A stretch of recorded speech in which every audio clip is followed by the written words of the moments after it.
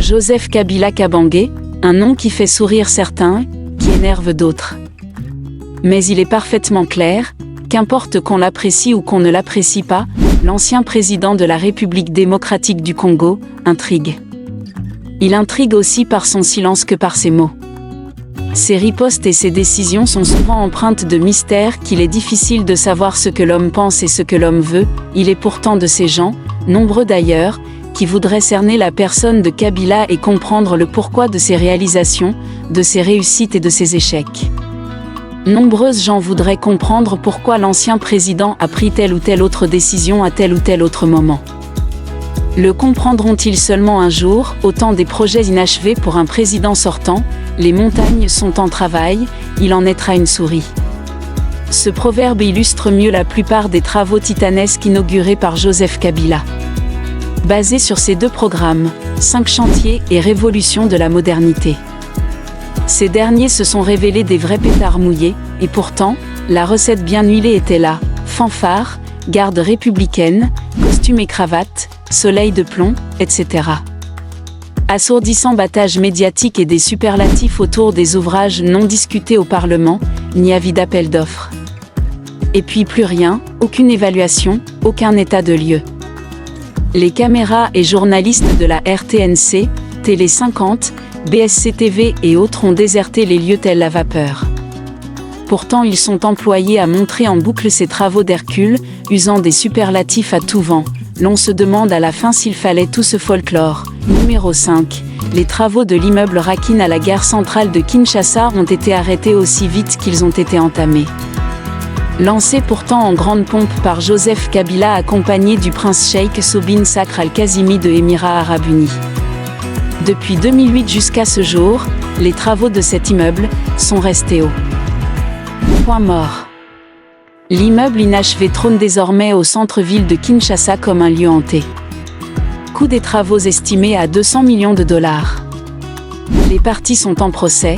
Il était prévu pour se faire la construction d'un complexe hôtelier de 5 étoiles en face du ministère des Affaires étrangères. Un complexe d'une capacité de 350 chambres, dans lequel il y aurait également un centre de conférence international d'une capacité d'accueil de 2000 places. Il y aurait eu outre la construction de 2 tours résidentielles à la gare centrale.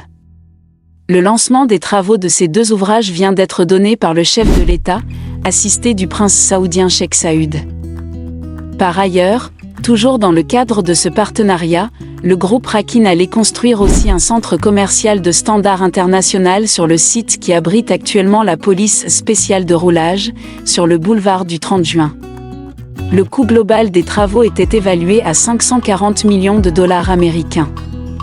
Le directeur général du groupe Rakin a déclaré que la remise officielle de ces ouvrages interviendra le 30 juin 2010, lors de la célébration du 50e anniversaire de l'indépendance de la RD Congo. Le projet de l'hôtel Rakin, avait-il laissé entendre, allait, à coup sûr, générer des emplois, tant dans sa phase de construction que dans sa phase d'exploitation. Aux plans économiques et social, l'ancien ministre Lumbi voyait également une incidence positive du projet dans le secteur du tourisme et de l'assiette fiscale. Celle-ci serait élargie, relève-t-il, avec des ressources financières supplémentaires au moment de sa phase d'exploitation. Enfin, d'après la même autorité gouvernementale, la capacité de logement serait aussi augmentée dans la capitale congolaise. Numéro 4. La fibre optique. La fibre optique constitue aussi l'un de ces éléphants blancs. Le 18 juillet 2013, les autorités ont, après avoir promis ciel et terre aux populations congolaises, inauguré la station d'atterrage de Muanda dans le Congo central. Tout un pays était alors en émoi. La télévision nationale avait déplacé sa régie à Muanda. La fibre optique, gage d'une connexion au débit et moins cher, allait devenir réalité au pays. Malheur est de constater qu'à ce jour, le projet ne rassemble guère à ce qu'était comme ambition au début. La fibre optique devait ainsi permettre d'avoir une large bande de diffusion de données permettant d'obtenir l'Internet à haut débit et d'autres applications dont la télémédecine. Mais une semaine après son installation, des dysfonctionnements ne permettant pas une fluidité optimale du réseau avaient été constatés. On s'était rendu compte que seuls 2,5 gigaoctets arrivaient à Kinshasa alors que de Muanda, la station d'atterrage envoyait 10 gigaoctets. La raison de ces fuites était simple, le câble placé en souterrain n'était pas approprié et du coup envoyait moins de lumière. L'Assemblée nationale avait alors mis sur pied une commission d'enquête qui avait rendu ses conclusions en mai 2015, dénonçant la surfacturation des matériels achetés, des malfaçons, des inadéquations et des lacunes sur le plan technique. Sans livrer le montant détourné. La commission avait cité, par exemple, le cas du câble dont 1 kilomètre avait été acheté à 52 000 $ américains, alors que sa meilleure qualité coûte 20 000 $ le kilomètre. Déjà en 2015, une commission mise en place par l'Assemblée nationale avait révélé des graves machinations et détournements. Il y a eu notamment des surfacturations dans l'achat des matériels et mise en place cette fibre optique. Dommage que les auteurs soient restés impunis. À ce jour, la connexion Internet reste toujours un luxe au Congo. Numéro 3. L'hôpital du cinquantenaire avec ses 70 millions de $ d'investissement n'a jamais répondu aux attentes des autorités et de la population.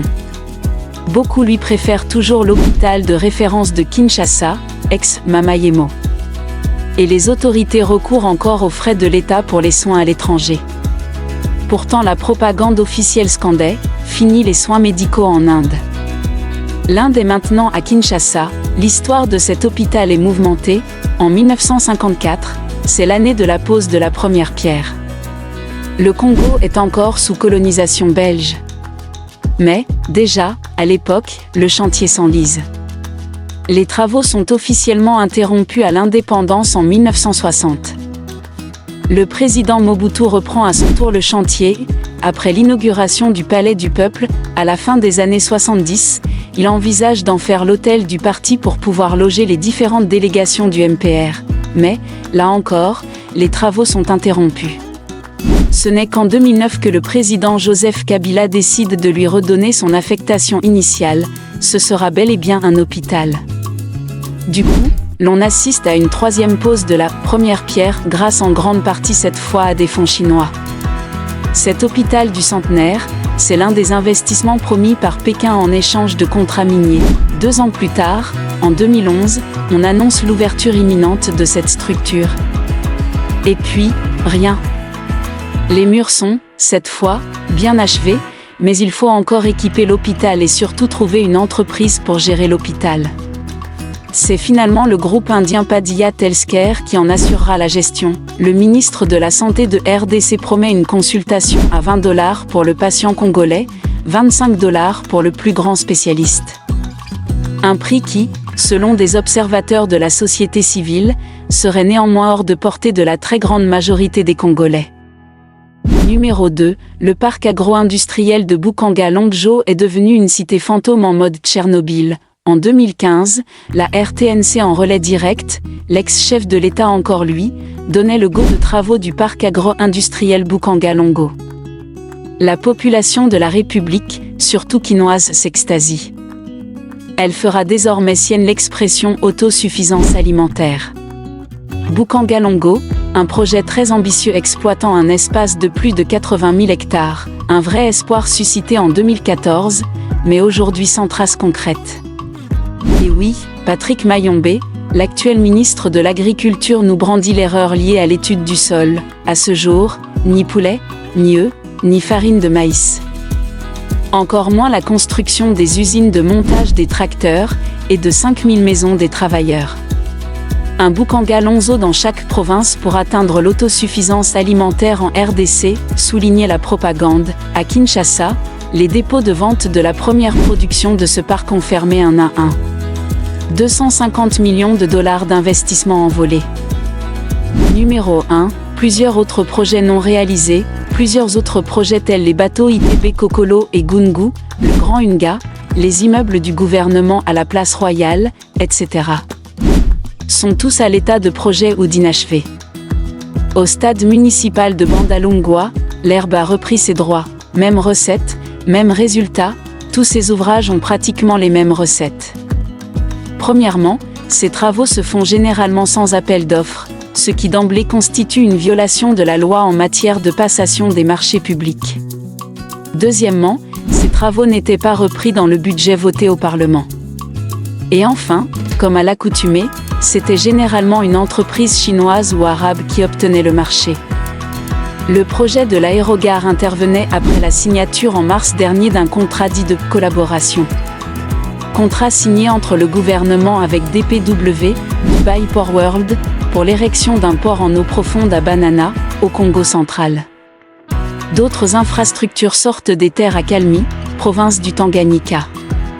16 mois après l'expiration de son dernier mandat, Joseph Kabila continue à prendre des décisions qui vont engager l'État congolais au cours des années à venir. Et pourtant, il ne dispose plus de pouvoir constitutionnel. Son rôle devrait se limiter à expédier les affaires courantes, c'est-à-dire prendre des décisions d'administration quotidienne et gérer les questions qui nécessitent des décisions immédiates. Et ce jusqu'à l'installation effective du nouveau président qui devrait être élu le 23 décembre prochain. Il y a comme un air d'inachevé tout au long de plus de 10 ans de règne de Joseph Kabila. Si l'éléphant barille, quel est le cri de l'éléphant blanc? Merci d'avoir regardé la vidéo jusqu'à la fin. Si vous avez aimé cette vidéo, n'oubliez pas de vous abonner pour ne manquer aucune de nos futures aventures.